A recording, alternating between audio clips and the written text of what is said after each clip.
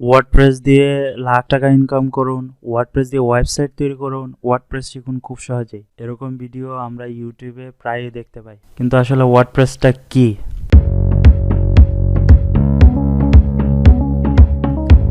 Hello, welcome back. ওয়ার্ডপ্রেসের দুনিয়ায় সবাইকে আবারও ওয়েলকাম করছি। আশা করি এই টিউটোরিয়ালের পর ওয়ার্ডপ্রেস নিয়ে যার যত কনফিউশন রয়েছে সব কিছু একসাথে ক্লিয়ার হয়ে যাবে। সো ওয়ার্ডপ্রেসটা কি আসলে? প্রথম কথায় বলতে গেলে ওয়ার্ডপ্রেস হচ্ছে একটি পপুলার সিএমএস। সো যারা জানেন না সিএমএস কি, সিএমএস হচ্ছে পূর্ণরূপ হচ্ছে content management system. So content management বলতে এখানে কি বোঝানো হয়েছে, যদি আমরা প্রথমআলো.com-এর ওয়েবসাইটে চলে যাই, তো আমরা দেখতে পাচ্ছি বিভিন্ন ধরনের নিউজ রয়েছে, বিশেষ করে নিউজের টাইটেল, তারপর নিউজের ইমেজ, এবং এখানে নিউজ সম্পর্কিত শর্ট একটি ডেসক্রিপশন রয়েছে।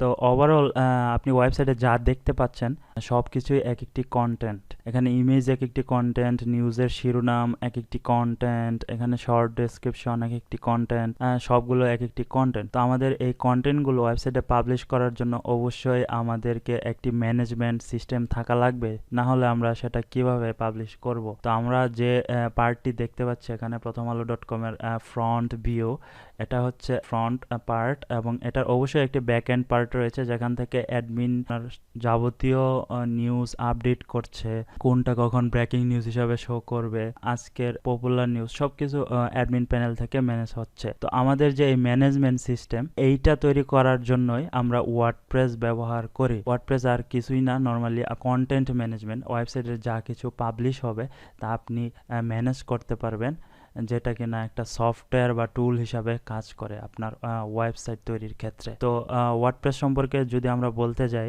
ওয়ার্ডপ্রেস শুরুতে ব্লগিং ওয়েবসাইট তৈরি করার জন্য স্টার্ট হলেও এখন বর্তমান সময়ে এটার জনপ্রিয়তা এত বেশি পরিমাণে বৃদ্ধি পেয়েছে, বিশেষ করে এর প্রচুর পরিমাণে প্লাগ ইন থিমস রয়েছে, যেগুলো আপনি ফ্রিতে ইজিলি ব্যবহার করে আপনার একটি সুন্দর ওয়েবসাইট তৈরি করতে পারেন। তো যারা জানেন না প্লাগ ইন থিম এগুলা কি, তো আমরা পরবর্তী ভিডিওতে সেগুলো স্টেপ বাই স্টেপ সেটার বর্ণনা করব। তো বেসিক ইনফরমেশন বলতে গেলে ওয়ার্ডপ্রেসের, আপনি যদি মার্কেট প্লেসের চিন্তা করেন, একটা বেসিক নর্মাল একটা ওয়েবসাইট যদি ওয়ার্ডপ্রেস দিয়ে তৈরি করেন, এভারেজ সেটার মার্কেট প্লেসে প্রাইস হচ্ছে মিনিমাম $100। তো আপনি কেন ওয়ার্ডপ্রেস শিখবেন না, এটা হচ্ছে প্রশ্ন। মজার ব্যাপার হচ্ছে আপনি যদি একবার ওয়ার্ডপ্রেস শিখেন এবং এটা ভালোভাবে শিখতে পারলে এটার মজা আপনি আর কোথাও পাবেন না। বিশেষ করে যারা কোডিং জ্ঞান নেই বা কোডিং নলেজ জানেন না, বা আপনি চাচ্ছেন একটি ওয়েবসাইট তৈরি করতে, সেখানে আপনার একটা হিউজ অ্যামাউন্ট অফ টাকা খরচের প্রয়োজন, কিন্তু আপনি যদি সেটা না চান, নিজে আপনি ওয়ার্ডপ্রেসের বেসিক যে ব্যবহারগুলো সেগুলো যদি জানেন, সেটা আপনি ইজিলি একটি ওয়েবসাইট তৈরি করে নিতে পারছেন। বিশেষ করে ওয়ার্ডপ্রেস ছাড়া আপনি যদি নর্মালি একটা ওয়েবসাইট তৈরি করেন কোনো ডেভেলপার দিয়ে, তাহলে ডেভেলপার আপনাকে প্রথমে ফ্রন্টের যে ভিউ রয়েছে, বিশেষ করে আপনি যদি প্রথমআলো.com-এর ওয়েবসাইটের কথা বলি, এখানে ফ্রন্টেড ভিউ পার্টটা হচ্ছে আপনার একটা পার্ট, এবং এর ব্যাক এন্ডে যে পার্টটা রয়েছে যেখান থেকে অ্যাডমিনরা যাবতীয় ইনফরমেশন ম্যানেজ করছে, কখন কোনটা আপলোড হবে সব কিছু। তো এটার জন্য ডেভেলপারকে একটা পার্ট ডেভেলপ করতে হবে। তো ওভারঅল আপনার দুইটা পার্টের জন্য আপনার ডেভেলপার দুইটা টোটাল একটা কস্ট নিবে, যেটা আপনার হিউজ অ্যামাউন্ট অফ মানি হতে পারে। সো আমরা যদি ওয়ার্ডপ্রেস দিয়ে সেটা করি, ওয়ার্ডপ্রেস আপনাকে সেটা ইজিলি করে দিচ্ছে, এই জন্য আপনাকে এক্সট্রা কোনো খরচ হচ্ছে না। আপনি জাস্ট ইউজ করছেন, ইউজ করে এদের যে টুলস রয়েছে, প্লাগ ইন রয়েছে, উইজার্ড, এগুলা ব্যবহার করে খুব ইজিলি আপনি একটা ওয়েবসাইট তৈরি করতে পারছেন। আর ওয়েবসাইটের ক্ষেত্রে ওয়ার্ডপ্রেসের আপনার দুইটা পার্ট রয়েছে এখানে, বিশেষ করে wordpress.org এবং wordpress.com। সো wordpress.org এবং wordpress.com দুইটার মধ্যে পার্থক্য কি? wordpress.org এখানে মেইনলি তাদের যে ওয়ার্ডপ্রেস যে সফটওয়্যারটি রয়েছে, বিশেষ করে এই সফটওয়্যারটি এখানে লিংক দেয়া থাকবে। এখানে যদি আমরা গেট ওয়ার্ডপ্রেসে ক্লিক করি, তাহলে যে আমাদের লেটেস্ট যে ভার্সনটি রয়েছে 5.5.1, আপনি এটি ডাউনলোড করে আপনি যে ডোমেইন হোস্টিং নেবেন ওয়েবসাইটটি পাবলিশ করার জন্য, সেখানে সেটি আপনি ব্যবহার করতে পারবেন। সো এটা হচ্ছে টোটালি একটি ওপেন সোর্স সফটওয়্যার বলা যায় WordPress. On the other side আমরা যে wordpress.com এর কথা বলি, এখানে আমাদের ওয়ার্ডপ্রেস নিজস্ব একটি হোস্টিং দিচ্ছে। তাদের এই হোস্টিংয়ে আপনি একটি ব্লগ সাইট তৈরি করতে পারবেন এবং ব্লগ সাইটে আপনি আপনার লেখা যাবতীয় কন্টেন্ট পাবলিশ করতে পারবেন, কিন্তু এখানে কিছু লিমিটেশন রয়েছে। বিশেষ করে আমরা যদি প্ল্যানস অ্যান্ড প্রাইসিংয়ে যাই, তো আমাদের যে ফ্রি ভার্সনটি রয়েছে এখানে শুধু আপনি একটা ওয়েবসাইট বিল্ড করতে পারবেন ফ্রিতে, এবং আপনার ওয়েবসাইটের লিঙ্কটি হবে অনেকটা সাবডোমেন টাইপ। বিশেষ করে wordpress.org এ করেন তাহলে সেটা আপনার এখানে হোস্টিংয়ের কোনো সিস্টেম নেই, সরাসরি আপনার নিজস্ব হোস্টিংয়ে এখান থেকে ডাউনলোড করে ইউজ করতে পারবেন।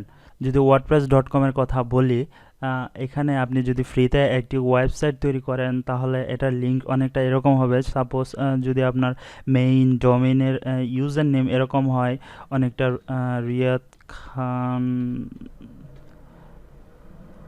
.com, আপনি চাচ্ছেন এরকম একটি ওয়েবসাইট ডোমেইন তৈরি করার জন্য, কিন্তু আপনার সেখানে সেটি ফ্রিতে করতে পারবেন না। ফ্রিতে তৈরি করলে আপনার ডোমেইন লিঙ্ক অনেকটা এরকম হবে, যেমন riyadkhan.wordpress.com এরকম হবে আর কি। তো এখানে আপনার লক্ষণীয় বিষয় হচ্ছে তাদের অনেক ধরনের প্রাইস প্ল্যানিং রয়েছে, যেরকম personal package, premium package, business package, e commerce package. তো আপনি যে ইন্ডিভিজুয়াল যে প্যাকেজগুলো রয়েছে সেখান থেকে আপনি এগুলো ব্যবহার করে ইজিলি তাদের যে বাইন্ডিংসগুলো রয়েছে সেগুলো রিমুভ করে আপনি নতুন হোস্টিং অ্যাড করতে পারেন, ডোমেইন অ্যাড করতে পারেন। এটা হচ্ছে wordpress.com এর বেসিক ইনফরমেশন। সো আরেকটা ব্যাপার হচ্ছে ওয়ার্ডপ্রেস নিয়ে যদি আরও কিছু বলতে যাই তাহলে ওয়ার্ডপ্রেস এখন পর্যন্ত ওয়ার্ল্ডের যত ওয়েবসাইট রয়েছে তার 40% আপনার ওয়ার্ডপ্রেস দিয়ে বিল্ড করা। সো আমরা যদি ফার্স্টে ওয়ার্ডপ্রেস তৈরি করি, ফার্স্টে ওয়ার্ডপ্রেস থেকে আমাদের যে বেসিক ইনফরমেশন রয়েছে, বিশেষ করে আপনি ওয়েবসাইটে ওয়ার্ডপ্রেস ইনস্টল করতে পারবেন। ভিডিও শুরুতে বলেছিলাম সবাইকে এই ভিডিওর পর ওয়ার্ডপ্রেস নিয়ে যত কনফিউশন রয়েছে সবকিছু আপনি আশা করছি এই সংক্ষিপ্ত বর্ণনায় ওয়ার্ডপ্রেস সম্পর্কে যার যে কনফিউশন ছিল তা দূর হয়েছে। এরপরও যদি কারো কোনো কনফিউশন থাকে অবশ্যই কমেন্ট বক্সে জানাতে ভুলবেন না। সবাইকে ধন্যবাদ। পরবর্তী ভিডিওগুলোতে আমরা আবারও ওয়ার্ডপ্রেস রিলেটেড যে টপিকগুলো রয়েছে, বিশেষ করে WordPress plugin, WordPress theme, WordPress post, media gallery, overall step by step বর্ণনা করব। সবাইকে থ্যাংক ইউ।